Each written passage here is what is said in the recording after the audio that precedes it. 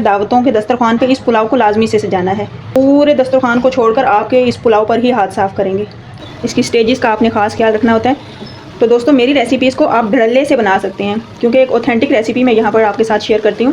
मैं कभी भी ऐसी रेसिपी नहीं लेकर आती जिसका ना तो कोई सर हो ना कोई पैर हो, क्योंकि मैं चाहती हूँ कि अगर कोई अपना टाइम दे रहा है तो फिर आप उसको बेस्ट दें।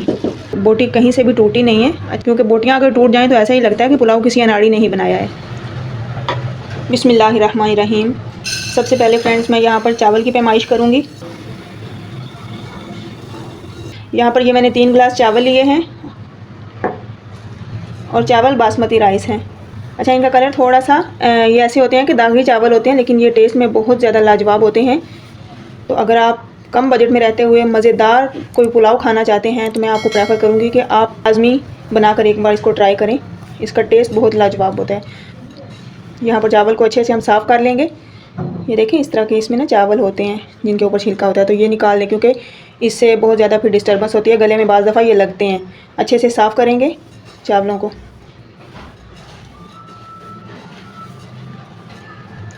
और चावल बनाने से सबसे पहला काम जो हमने करना है, चावल को भिगो के रखना होता है। अब मैं इसमें खुला पानी ऐड कर दूँगी। इस तरह भिगो के रखे गए चावल बहुत ज़्यादा लजीज बनते हैं। बस एक बार इनकी अच्छे से हम मिक्सिंग कर देते हैं। चलें जी, यहाँ पर चावल को हमने भिगो दिया है, इसे हम काउंटर पर ही छोड़ देते हैं। तो चलते हैं हम नेक्स्ट स्टेप की तरफ। तो चिकन का पुलाव बनाने के लिए सबसे पहले हमें जो चीज़ अवेलेबल होनी चाहिए उसमें है चिकन की यखनी। तो वैसे तो हम ऐसे भी बना सकते हैं यखनी के बगैर पुलाव, लेकिन यखनी वाले पुलाव की तो क्या ही बात है। इसलिए फ्रेंड्स मैं यहाँ पर सबसे पहले यखनी तैयार करूँगी। तो यहाँ पर ये मैं सारा चिकन इसके अंदर ऐड कर दूँगी। अब फ्रेंड्स हमने जितने चावल लिए हैं उसका डबल इधर पानी ऐड कर देना है। तो चावल हमारे पास 3 गिलास थे, पानी इसमें तकरीबन हम 6 गिलास ऐड कर देंगे, क्योंकि इसमें पकना भी है।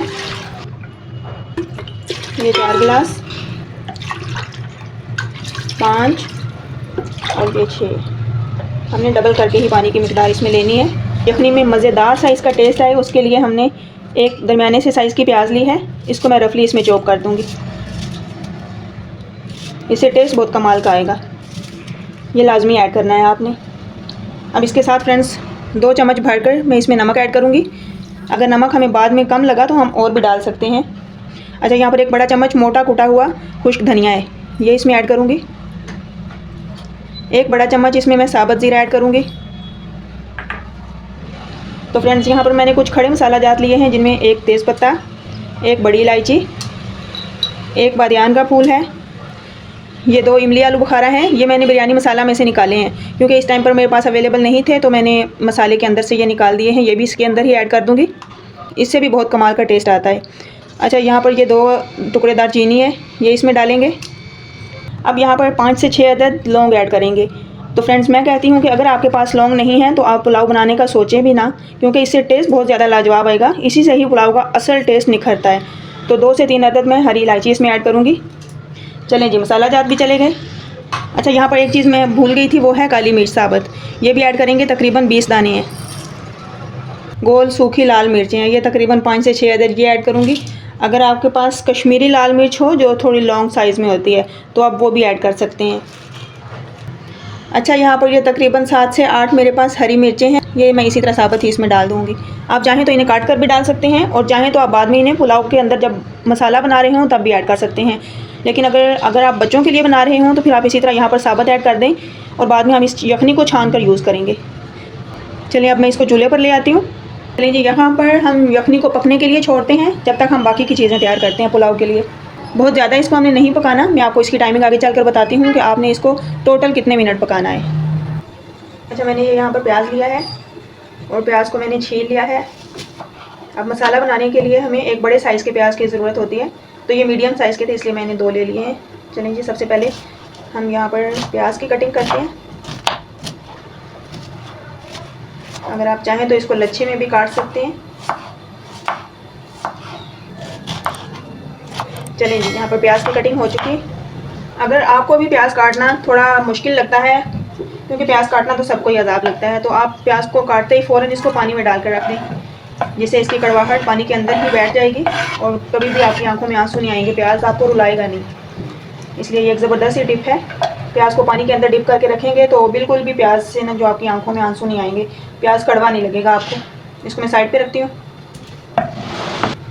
अब फ्रेंड्स मैंने यहाँ पर ये एक बल्ब लहसुन का लिया है और ये अदरक है मेरे पास, तकरीबन 2 इंच का टुकड़ा होगा। तो चलिए हम यहाँ पर इनको छील लेते हैं, इनके भी हम पेस्ट बनाकर तैयार करते हैं। चलिए जी, मैंने यहाँ पर लहसुन और अदरक छील लिया है। अब मैं इसमें मोटा मोटा काट के डालती हूँ ताकि ये आसानी के साथ पिस जाए। तो मैंने पेस्ट रेडी कर ली है। अब बढ़ते हैं नेक्स्ट स्टेप की तरफ। 4 अदर टमाटर लिए हैं, तो टमाटर को भी हम काट लेते हैं। आप चाहें तो इसे बारीक भी काट सकते हैं, चाहें तो मोटा काट लें, ये आपकी मर्ज़ी है। मैं इसे गोल स्लाइसेस में काट लूँगी। वैसे कुछ लोग पुलाव में टमाटर डालते नहीं, लेकिन अगर आप डालेंगे तो यकीन माने इतना कमाल टेस्ट बनता है कि आप हर बार ही फिर इसे लाजमी डालेंगे। बहुत मज़े के बनते हैं टमाटर के साथ। कुछ लोग सिर्फ दही का यूज़ करते हैं, वैसे मैं दही भी डालूँगी, लेकिन टमाटर भी ऐड करें तो बहुत अच्छे हमारे चावल खिले खिले बनते हैं और दूसरा बहुत ही मज़ेदार सा इसका टेस्ट आ जाता है। तो बस यहाँ पर टमाटर मैंने काट लिए हैं।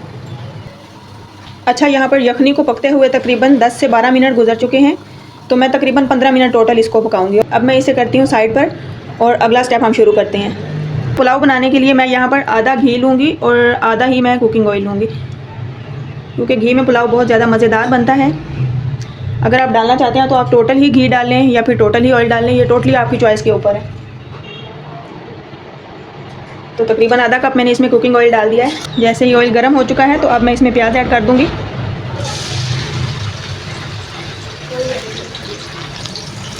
पुलाव वाले प्याज को थोड़ा सा डार्क कलर दिया जाता है, इसलिए हम इसको थोड़ा सा डार्क कलर लेकर आएंगे, अच्छे से फ्राई करेंगे। दोस्तों, मैं बहुत ही सादा मसालों से बहुत ही सिंपल और आसान रेसिपीज़ आपके लिए लेकर आती हूँ, लेकिन होती मेरी रेसिपी ऑथेंटिक है, क्योंकि मैं बहुत ज़्यादा रिसर्च करती हूँ इस रेसिपी पे और फिर अच्छे से जब उसको 1 से 2 बार ट्राई कर लेती हूँ, मुझे अच्छा रिज़ल्ट मिले, तब मैं आपके साथ रेसिपी शेयर करती हूँ। तो इसलिए मेरी वीडियो को आपने लाइक करना है, इसे आगे शेयर लाजमी करना है। अगर आप मेरे चैनल पर पहली बार आए हैं तो आपने आसान खाने कुकिंग चैनल को लाजमी सब्सक्राइब करना है, ताकि मेरी हौसला अफजाई होती रहे और मैं आपके लिए इसी तरह ज़बरदस्त किस्म की रेसिपीज़ लेकर आती रहूँ। तो यहाँ पर अल्हम्दुलिल्लाह प्याज कितने अच्छे से फ्राई हो चुके हैं, देखा कितना ज़बरदस्त सा इनका कलर आया है। पानी का छींटा लगाती हूँ, ऊपर से एक बार ढक देंगे इसको। प्याज बहुत ज़्यादा नरम और सॉफ्ट हो जाते हैं और तमाम अरकियात उसके निकल आते हैं। अब यहाँ 2 मिनट के बाद मैं इसको चेक करती हूँ।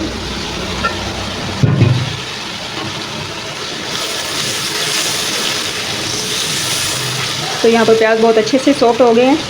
अब इसमें बाकी की चीज़ें ऐड करते जाएंगे। सबसे पहले इसमें लहसुन और अदरक का पेस्ट ऐड करेंगे। इसमें मैंने थोड़ा सा पानी ऐड कर लिया है ताकि ये अच्छे से बर्तन से बाहर निकल आए। इसके साथ ही इसमें टमाटर ऐड कर देंगे, दही ऐड करेंगे। एक बार इन्हें अच्छे से हम मिक्स करते हैं।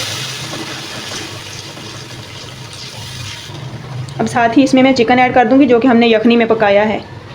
अब यहाँ से फ्रेंड्स हम चिकन निकालेंगे और मसाले में ऐड करेंगे, क्योंकि चिकन की भी अच्छे से भुनाई हो जानी चाहिए। अब यहाँ पर चिकन की और इन तमाम मसाला जात की अच्छे से हम भुनाई करते हैं। तो चलें, यहाँ पर यखनी को मैं छान लूँगी, क्योंकि फ्रेंड्स कुछ घरों में खड़े मसाला जात को पसंद नहीं किया जाता। बाज़ दफ़ा छोटे तो क्या बड़े भी इसे पसंद नहीं करते। तो अगर आपके घर में भी ऐसा है कि खड़े मसाला जात को पुलाव वगैरह में या बिरयानी में खाना पसंद नहीं किया जाता, तो इसलिए आप इस तरीके से उसको बना सकते हैं। यखनी बना लें ताकि उसके अरकियात तो पानी में आ जाएंगे, क्योंकि ये बहुत ज़्यादा ज़रूरी होते हैं। अब यहाँ पर ये हमारा चिकन स्टॉक रेडी हो चुका है, इसको हम अपने पुलाव में यूज़ करेंगे। तो यहाँ पर चिकन हमारी अच्छे से पकी हुई है, सॉफ्ट हुई हुई है, तो इसलिए इसको बहुत ज़्यादा नहीं पकाना। बहुत ज़्यादा इसको अगर हम भूनते रहेंगे तो फिर बोटी टूट सकती है, इसलिए थोड़ा एहतियात के साथ नरम हाथों से ही इसको हिलाना है। तकरीबन 4 से 5 मिनट इसको दें। तो बस इसकी अच्छे से अब भुनाई भी हो गई है। अब मैं इसमें फ्रेंड्स धनिया और पुदीना ऐड करूँगी, ये मैंने काट के रखा है, इससे खुशबू बहुत अच्छी आएगी हमारे पुलाव में। तो यहाँ चावल का तमाम एक्स्ट्रा पानी मैंने निकाल दिया है। अब इसके अंदर ऐड करेंगे हम चावल। दोस्तों, मैं बहुत ही कम मसालों के साथ बहुत ही सादा सी रेसिपीज़ आपके लिए लेकर आती हूँ। मुझे रेसिपी का अच्छा रिज़ल्ट मिले तो मैं आपके साथ शेयर करती हूँ, लेकिन मेरी रेसिपी होती ऑथेंटिक है। तो इसीलिए आपने मेरे चैनल पर लाजमी आना है। आसान खाने कुकिंग चैनल को आपने लाजमी से सब्सक्राइब करना है। अब यहाँ पर बस एक बार इसकी हल्की सी मिक्सिंग करेंगे, तो इसमें चिकन की यखनी ऐड करते हैं। तो चलें जी, यहाँ पर हम ये चिकन की यखनी इसमें डाल देंगे। हल्के हाथों से एक बार हिला लेंगे इसे। बस अब मैं इसको पकने के लिए छोड़ती हूँ। बस इसको हम ढक के छोड़ देते हैं इसी तरह। तो चलिए यहाँ पर एक बार देख लेते हैं कि चावलों की क्या कंडीशन है। तकरीबन 4 से 5 मिनट के बाद मैंने इसको खोला है। आपने भी इस स्टेज पर बहुत एहतियात करनी है, वरना चावल टूट जाएंगे। बस हल्का सा इसको मिक्स करेंगे। अच्छा, इस स्टेज पर आप नमक वगैरह चेक कर सकते हैं। ऐसा है कि हल्का सा तेज़ होना चाहिए। जब आप चेक करें तो फिर आपको हल्का सा तेज़ लगे, क्योंकि अभी इसमें पानी मौजूद है ना, तो नमक इसमें हल हो जाएगा। इसकी स्टेजेस का आपने ख़ास ख्याल रखना होता है। तो दोस्तों, मेरी रेसिपीज़ को आप धड़ल्ले से बना सकते हैं, क्योंकि एक ऑथेंटिक रेसिपी मैं यहाँ पर आपके साथ शेयर करती हूँ। मैं कभी भी ऐसी रेसिपी नहीं लेकर आती जिसका ना तो कोई सर हो ना कोई पैर हो, क्योंकि मैं चाहती हूँ कि अगर कोई अपना टाइम दे रहा है तो फिर आप उसको बेस्ट दें। अच्छा, यहाँ पर बिल्कुल लास्ट में एक बार फिर से मैं धनिया और पुदीना इसके ऊपर डाल दूँगी, क्योंकि अब हम इसको फाइनल लुक देंगे, फाइनल टच देने वाले हैं दम का। यहाँ पर इसके ढक्कन पर मैं इस तरह मोटा एक कवर लगाऊंगी, कपड़ा लगाकर इससे हम कवर करेंगे। अच्छा देखिए, दम मैं इस स्टेज पर दे रही हूँ जब इसमें हल्की नमी है। अभी आपने बिल्कुल इसको खुश्क नहीं करना, वरना फिर चावल अच्छे नहीं बनते, क्योंकि इसी से स्टीम बनेगी ना। जो इसमें हम नमी छोड़ेंगे, थोड़ा थोड़ा पानी रहेगा तो इससे स्टीम बनेगी और चावल खिले खिले और अच्छे बनकर तैयार होंगे इंशाल्लाह। तो चलिए यहाँ पर तकरीबन 10 मिनट का हम इसको दम देते हैं। मिलते हैं 10 मिनट के बाद। तो चलिए यहाँ पर हम एक बार इसकी अच्छे से मिक्सिंग करेंगे। मिक्सिंग आपने बहुत ज़्यादा एहतियात के साथ करनी है ताकि चावल टूट ना जाए।